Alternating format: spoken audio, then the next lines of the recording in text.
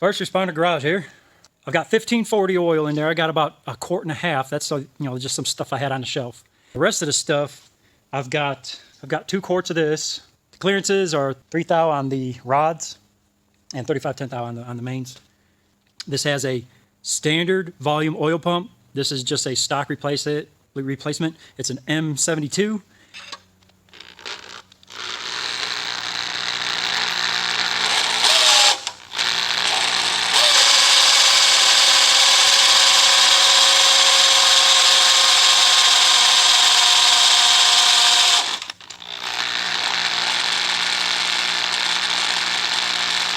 I don't know why everyone likes to run a high volume oil pump. I don't like doing it. It just robs power.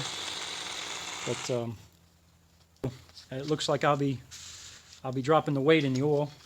Top it off with some 020, just so I can start it for the first time.